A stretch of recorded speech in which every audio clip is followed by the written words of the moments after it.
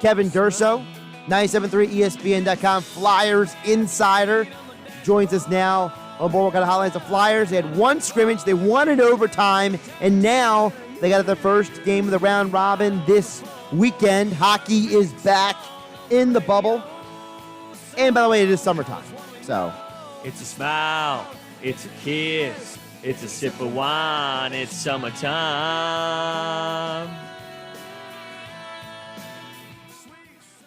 Kevin, how you doing today? I'm doing great, guys. How are you? I'm doing good. Now, part of the reason why I also played that was because I don't know if you heard the conversation earlier this week, but Broads and I were arguing about the fact that Broads will listen to country music while golfing with his friends. And I had trouble accepting this idea of music and golf together. So I wanted, you being probably among the three of us, the foremost country music expert, do you think country music and golfing goes together? I mean, it depends on your preferences. If you're going to pick music, yes, I think country music is a good music that can blend into the background of a party or anything you're trying to do.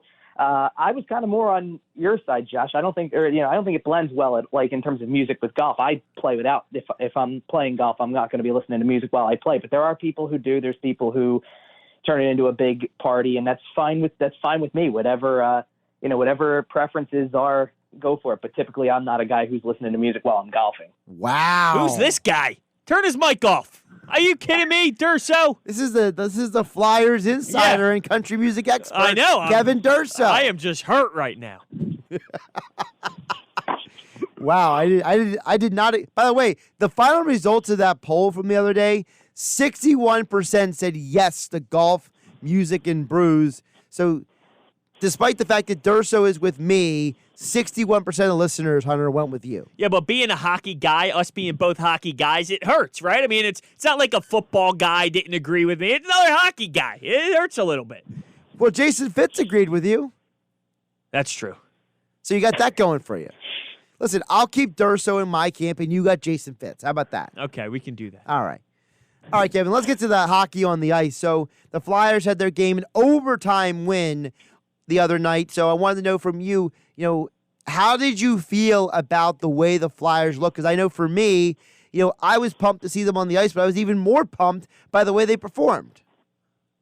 Yeah, you didn't know what to expect with this first game. It's the first time we've seen a live game in 4.5 months. So the question was going to be, what does this team look like coming out from such a long pause? And if everybody else wants to point out, because Alain Vigneault said a little bit of this, and some of the players said some of this, that it felt like a bit of a sloppy first period, and then from there things picked up and got better. I didn't think they were terribly sloppy in the first period. I think there was a couple moments where they needed to start to get the feel of a game back, but as the period got later, I thought they got better. I definitely really liked the way they were playing defensively throughout the game. I thought that was a really strong showing, and tough to say whether or not that was just contributing factor was Pittsburgh's performance in that trying to get their rhythm back offensively, or if it was that the Flyers were playing that well defensively. But it's encouraging to get those kind of results. I thought the goaltending played really well, both ends of it. Carter Hart in the first two periods, Brian Elliott in the third and overtime. They both looked really good too. So I think there was a lot of positives that come out of that game. You got really good performances from your top forward lines. I thought that the top six looked outstanding in this game.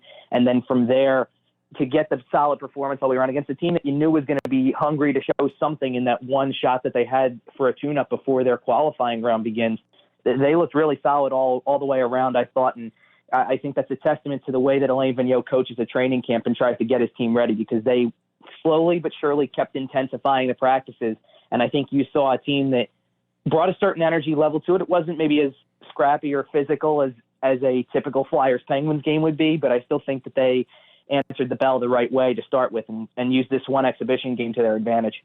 Look, I'm not nitpicking. I completely understand the circumstance, but that one goal Carter Hart did allow, you had Gensel pass it to Sheary backside, while Sidney Crosby, the greatest player I've ever seen, drove the net beautifully. Perfect execution on the drive to the net. But I bring that up because, I'm okay with Carter Hart allowing that goal in that situation. But in postseason play, I would really like for him to have that. I mean, those are the type of saves that I think he needs to make in the playoffs. Once again, I do know that this is an exhibition after 4.5 months, but I don't think that that is a goal that he should allow at the same time. Is that fair? I think it's fair enough. I wasn't going to fault him for that one goal either. And granted, I would have liked to have probably seen the full body of work. He stopped after 2 periods. If he finishes out the whole game and ends up making 21 saves in the game, and that's the one goal he allows, and I'm not going to fault him for that at all. It was a transition rush. It did turn into a 3-on-2. It's 3 really good players that have played together before that really know how to find each other well, and Sheary's got that finishing ability when he's out there with guys like Gensel and Crosby. So I thought that it was just one of those quick transition plays, a good cross-ice pass that got Sheary into a scoring area, and he picked his spot and beat Hart there. But, I thought for the rest of the game, the rest of his performance, he was good. And I think the important thing about it, to your point, Broads, is that he'd tell you he should have had it. I think that's the thing, too. Carter Hart would tell you, I probably should have made that save there instead of letting it in, and he'll be just as nitpicking of his performance as anyone. So I think, keeping that in mind, I think he overall had a really solid day. He allowed the 1 goal, but I think he would even feel like he could have been perfect in those 2 periods, and we'll look to improve on that. Now, you mentioned about the play of Carter Hart, but I want to know what your thought was of the defenseman, because that's something you and I have talked about for weeks now, and I think Gostisbehere actually played well overall. Now, I'm not the hockey guy you and Hunter are, but I think my intermediate eyes told me that I think Gostisbehere took advantage of his opportunity, and aside from one sloppy pass, I think overall he played pretty well. Yeah, he looked really good in that game, and I think, I was going to watch him a little closer. I saw a couple of moments where it felt like the same old from before, but I did think his mobility was better than I can remember it being all season. I think he's turning the corner on the recovery process that he had from both knee surgeries that he's had over the course of the last year. So I do think he's starting to get that mobility back that'll allow him to be much more of the player that we've come to know from his 2 best years, from his rookie year and then his 3rd season where he put up career numbers. I think the key here for him is trying to get his way back in the lineup, because the tough part is Alain Vigneault really likes these defensive pairings. He's kept them the same throughout Phase 3 training camp and through the exhibition, because ironically enough, the pairing that came out to allow Gostisbehere to play in that exhibition was Robert Haig and Justin Braun, who have played together the entire time throughout the last few months of the season, even leading up to before the pause. And I asked Alain Vigneault about that today, in just how he's kept these pairings together for a long time and his comfort level with them. And he said he's not going to change this anytime soon. It was kind of a roundabout way of saying that that Gostisbehere probably is not going to play on Sunday. I think he's going to stick with the top 6 that we've come to know from before. But I do think that Gostisbehere is the first guy who makes an appearance if anything either goes wrong with one of these players or if one of these players falters. Alain Vigneault was very careful to say that in liking these 3 pairings and liking what they've done, he's not going to say that battles have been won through this camp yet and guys haven't completely locked in their roles yet. So it's probably going to stick with that top 6, but Gostisbehere has as good of a shot as anybody to find his way back into the lineup if anybody falters. How about Ivan Provorov? What did he play, 25 minutes or so in that game? And then you have Matt Niskanen pretty much saying it's hard for him to even keep up, essentially, was what he was getting at. So how good is Ivan Provorov? He's outstanding. And, you can't say enough about him because his work ethic is off the charts. And, Matt Niskanen's a veteran of 14 years in the league who's playing his first year with the Flyers, who's been around Provorov all year, played on the same pairing as him the whole year. And for a guy like that who has the resume that Niskanen does, the longevity in the NHL, playing for a lot of successful teams, there were years in Pittsburgh, years in Washington, he won a Stanley Cup with the Capitals, to have that resume and then have him tell everybody in his media availability that this kid is a stud, and it's not a lie there. He's not lying about it. We've seen Provorov just play these extensive minutes, and Ivan Provorov was the one guy who, out of this entire pause, seemed to be able to find ice in a location he was able to be on the ice constantly and continue to maintain his workouts in such a way that he's able to really not miss a beat. And he said as much. He said he feels good, he feels ready to go, and you look at that performance on Tuesday and the fact he played 26 minutes of a game coming right out of a 4.5-month pause, that should tell you all you need to know about Ivan Provorov. He's here to continuously play, and He wants those big minutes, and he wants to play in all situations, and he doesn't have a problem shouldering a lot of the workload that he has to make this team successful. He's that good.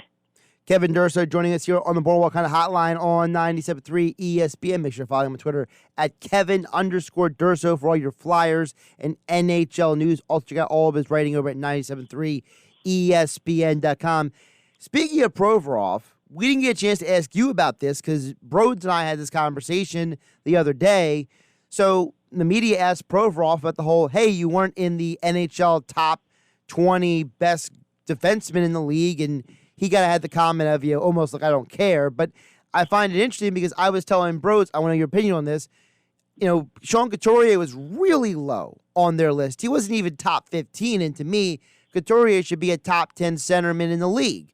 And I feel like that these NHL expert pundits, national people, do they disrespect the Flyers' talent, or am I giving the Flyers' talent too much credit?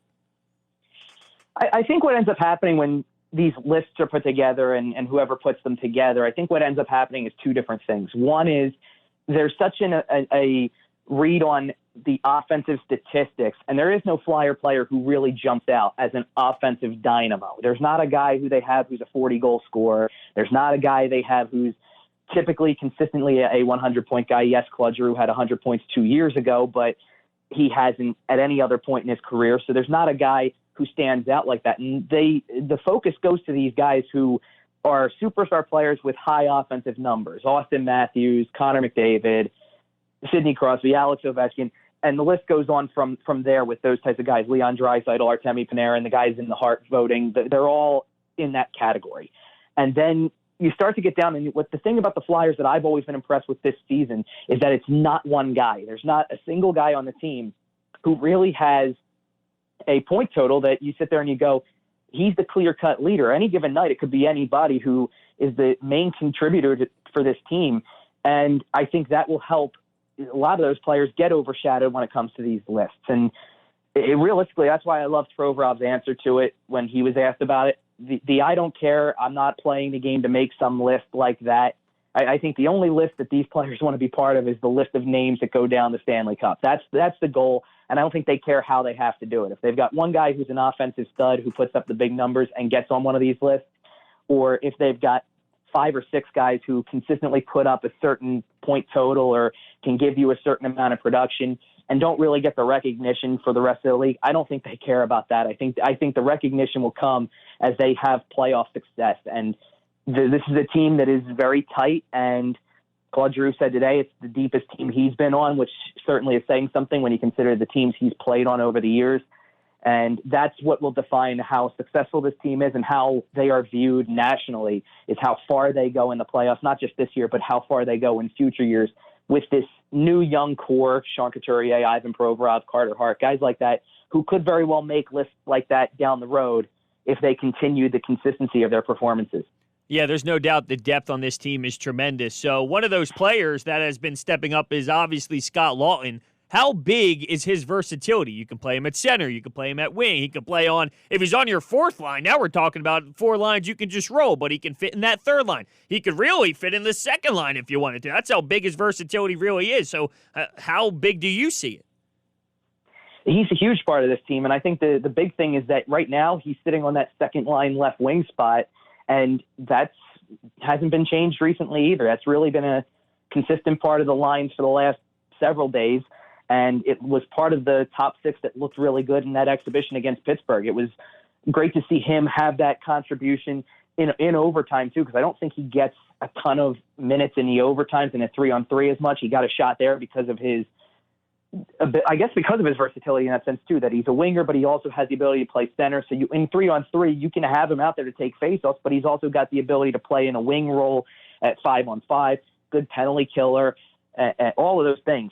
And it says a lot because I was actually just going back because Nick Aube-Kubel played on the third line today in practice with Derek Grant and James Van Riemsdyk, and I remembered him playing with Van Riemsdyk before, but I couldn't remember if he was on the same line with Derek Grant at any point in time, and I think he was for a brief period, but actually one of the recent games that he had before the pause, the third line center was Scott Lawton, and there's Lawton appearing again in between 2 different guys having a contribution there, but he can contribute on the second line. His versatility this year in particular has been outstanding. I think everybody kind of painted him into that corner of being a really talented fourth line type of guy who could give you some production but fit that role really well. And I think he's proven that he's more than that. He's got definitely third line ability, and he even fits in on the second line in the wing spot. So I think his versatility, especially at this time of year when you may need to move some guys around, make adjustments in game with your season on the line, that's going to be a huge value for the Flyers. Kevin, let's get back to the games themselves, because this Sunday on 97.3 ESPN, Flyers, Bruins, of course, you'll be covering it for our website and on Twitter. But this game this Sunday, this is the one team. And again, to me, from my eyes, I think the Bruins are arguably the best team in the Eastern Conference. I know everybody loves Tampa. I know they're the chalk pick, but I personally think Tampa's a little overrated. Bruins, to me, are the team that's got the gravitas and the pedigree and everything going for them. So, what can we expect to see from a Flyers team going up against one of the best teams in the Eastern Conference? Yeah, I think what you want to see first and foremost is I'd love to see the competitive level that was there from the last game that happened before the pause. That was an intense atmosphere. It felt playoff-like. It felt like game one of a playoff series. The Bruins come to Philadelphia. The Bruins are riding a big winning streak. The Flyers are riding a big winning streak. And both teams being where they were, you knew you were going to get a really tight game. It ended up being a 2-0 final for Boston. But it was much closer than that throughout the game. It was 1-0 for a majority of the game. There was no scoring until late in the second period.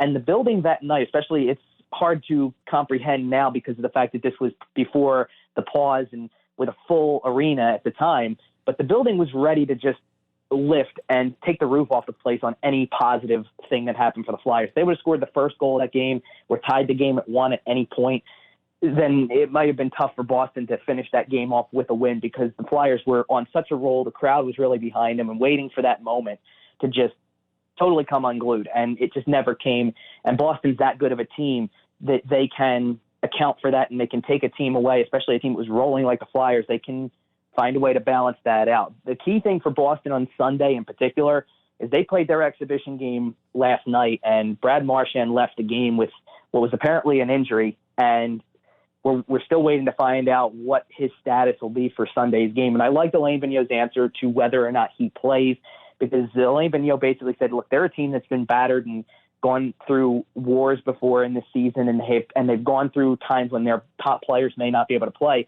and they've still won. So it's not going to change anything. It doesn't really matter who they have.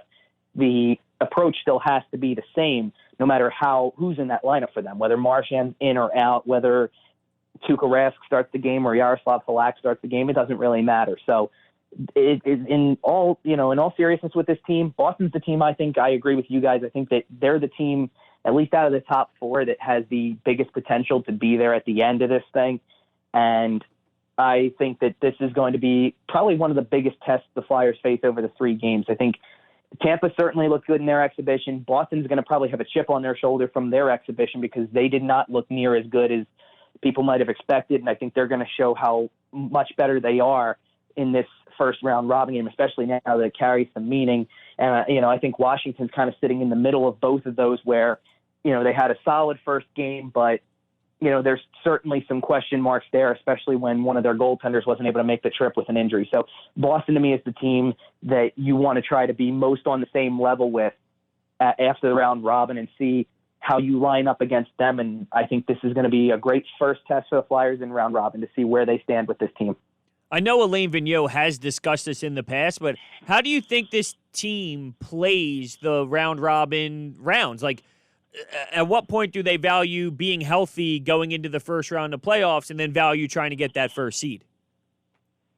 It's been an interesting question because the fact that I think we all kind of took Alain Vigneault's first answer to that question of what's more important, the seeding or the first round of the playoffs, and kind of thought he was downplaying the importance of the round robin games for the seeding and just focusing more on being ready for the playoffs. And I think that that's changed a little bit.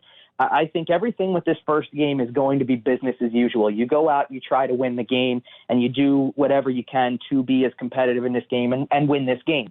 And I think that the difference will be as things start to shift. If you find out maybe if you go into that last game against Tampa and you've already lost 2 on the way there, your seeding's not really going to go anywhere, then maybe you focus more on making sure you come out of that game and your priority is coming out of that game healthy as opposed to trying to win it. But I think that the priority of each game will change depending on how the results go. If the Flyers win this game on Sunday and you're already talking about a potential to move up, then I think that the focus shifts on the Washington game in the middle and you focus on trying to win that one too. I mean, seeding doesn't have the greatest meaning, but the only thing that it really controls when it comes to being the home team or the away team in any game is going to be the last change and being able to play your matchups so much better. But in terms of crowd factor and everything like that, that's out the window with this tournament. And I think that the Flyers are aware of that. So I think their goal most importantly is to come out of it healthy.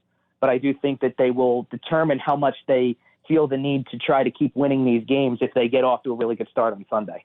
Real quick, I want to jump back to the exhibition game against the Penguins. And not just that, but you had the Calgary Flames play the Edmonton Oilers. And seeing these matchups, I just question, who put this together? You have preseason exhibition games. You got Flyers-Penguins, which did not turn out to be very physical. It wasn't filled with hatred. You saw a lot of respect out there. Then late at night, 10 o'clock, you got Edmonton and Calgary playing, and they're punching each other in the face. They hated each other. Who thought it would be a good idea to have the Battle of Alberta and Flyers-Penguins as a exhibition-type game?